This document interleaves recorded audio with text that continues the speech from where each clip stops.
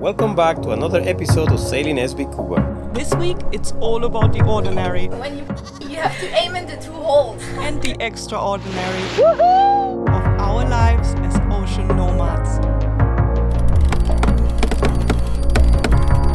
Wow. Paradise.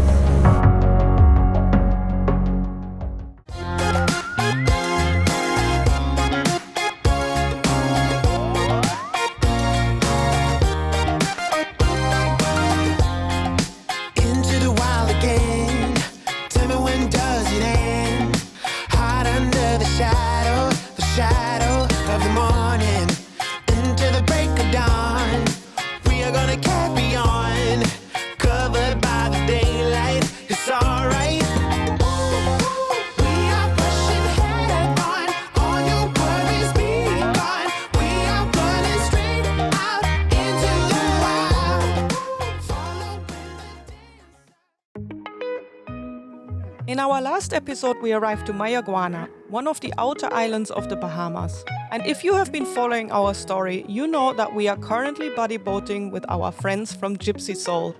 The guys had come over so we could study the weather together for the next leg of our passage. Well, that was until we realized that the internet wasn't working. Yeah, it's getting there. We have to push the boat that way for the styling to face a little bit north, because what happened is that at the moment we have the motor of the styling off and it's not getting any reception. We need to look at weather, but we can't at the moment because in order to turn the motor of the styling on, you have to have internet, and we don't have internet. So Colin is pushing the boat to tilt the styling. Searching for satellites. Wait. It doesn't let me save, man. No!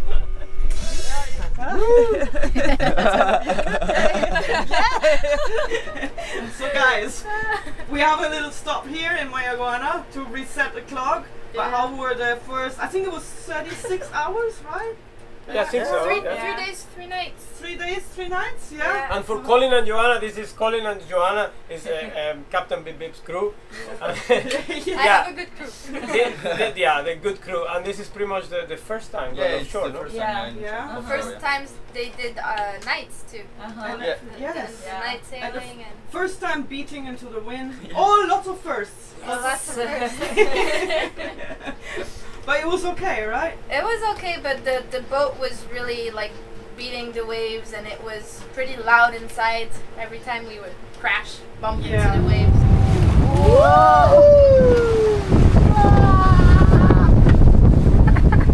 Think twice before you go downstairs. And you don't stay too long downstairs.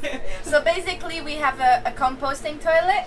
So you have to aim when you have to aim in the two holes. And the problem is on one tack you're good, you can aim easily in two holes.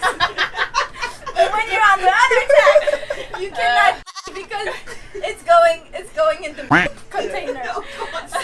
So it's really hard when you're on one tack. So yeah. But for the men, it's easier. I see that. So when there's the movement, you a little bit, and then you stop, and then you a little more. Yeah. How good is your aiming by now? It's getting better. When I use the toilet, Of course. I have easy toilets. I don't have to train and stop. Only the handle The is handle broken, is yeah. This is the settlement of Mayaguana, but we came in at the tide is going down and we were struggling to come in, so I don't know what we're going to do to get out. Sarah said there's a way out, I don't see it. Unless there's a lagoon behind, which is I don't think, then we may have to wait until high tide. At least we're not the only ones, because the guys from Gypsy Soul came over here a little bit earlier. And they're still here, so I guess we might meet them and then we're all gonna be in a pickle together. Yeah, so many flamingos, man. Here they look different color. There's a massive lagoon here, and Cuba is anchored almost at the end. Can't see it. It's about 3.5 miles that we had to take the dinghy over here, and it gets really, really shallow. But look at the colors. You can maybe see the flamingos and then the waves crashing on the barrier reef in the distance. only between 250 and 300 people live here on Mayaguana. It's one of the outermost islands of the Bahamas. I don't think many people know this island or come here because there are only so few people living here. Everything is closed and we haven't actually seen a single person just yet. This town is pretty limited to only like probably a square kilometer. Very small, man. When you sail around the outer islands of the Bahamas, provisions are very limited. The supply ship may only come around a couple of times per month. So unless you're all stocked up, you will have to get by with what comes your way. And in small settlements like these, you will have to find a store owner who will then open the shop especially for you.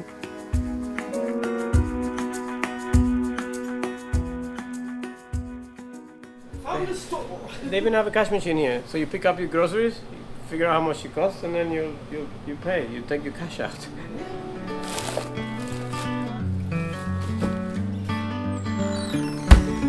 So Coco's been so sweet of returning some US dollars to us, because here you can, in the small islands, when you take out cash, you get the Bahamian dollars, but you can't use them once you leave the Bahamas. Actually, Coco got the US dollar from Gypsy Soul because they've been here a few minutes ago.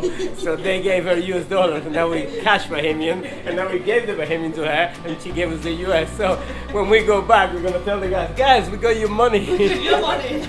It all stays in the Bahamas. They had everything there that we needed. Almost everything, yes. But yeah, It was okay.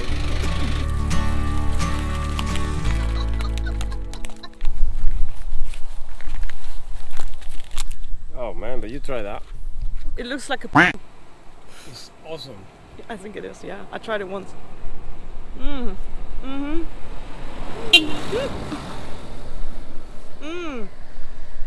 Tamarindo, they call it. And it's like sweet and sour at the same time. I do like sweet and I do like sour. Sweet. It gets really sticky on your tongue though. I can't even speak, man. No, it gets really, really sticky. Alright, we got everything and now we have to hurry back to the dinghy because the tide is going down and It's already down. it's gonna be difficult to go I don't have back. any hopes to.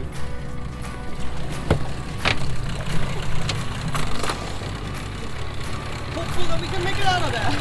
It looks really shallow to me. All of this was on the water when we came.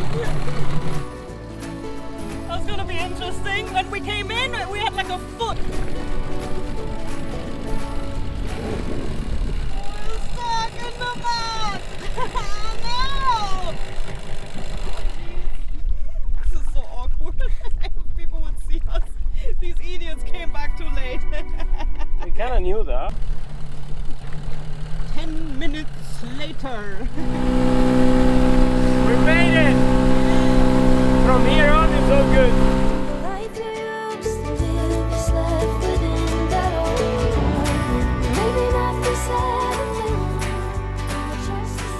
This is the barrier reef on the outside of the lagoon here by Abraham's Bay. And out there it's exposed, and here we're like in a swimming pool and the colors are amazing. It's actually all dotted with bommies and coral reefs. And because it's on the way back to Cuba, we thought we're just gonna go past. Oh, the smell is so nice. Now the tide is down and the reef is actually coming out of the water. It's such a big lagoon, and when you're inside and the tide goes up, it does goes above the coral reef. That's what I was reading in the chart. When we arrived, it was low tide and it was pretty calm. And we called another vessel to ask what was the situation when the tide goes up. But he'd say he was okay, but no, it wasn't okay. It got pretty hairy last night. Here we go, rocking and rolling. Gypsy Soul, this is Cuba. You want to switch to 6969? We're almost ready. Anika's bringing the dinghy up and we just had Gypsy Soul on the radio and they're basically ready to lift the hook. Set it off, time to go. Engines running, See you! we're on our own. Running on,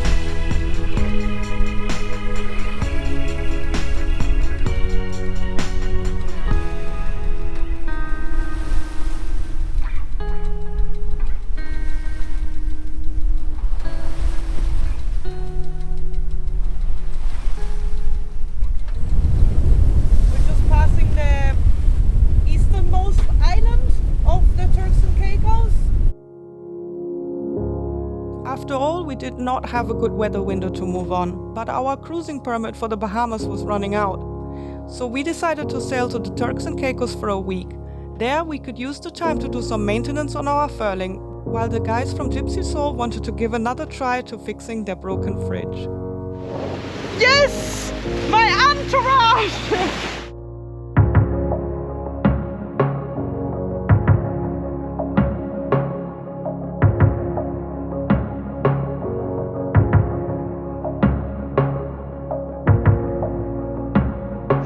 My minion! Stay with us! Woohoo!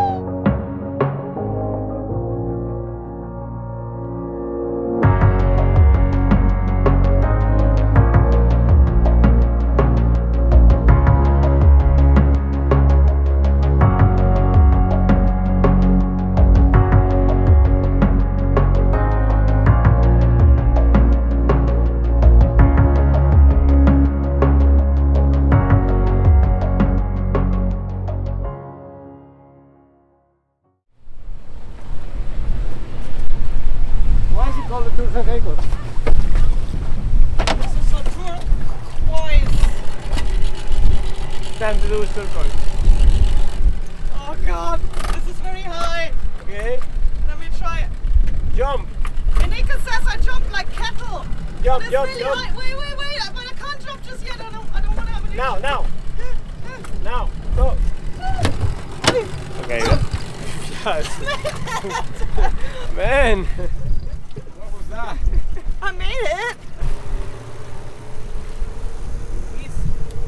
The color hurts my eye.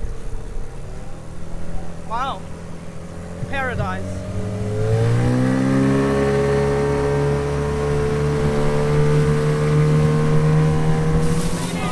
Ah! Ah! So what is the deal with Cockburn Town? You're looking at it. I thought it was bigger. Sweet but small.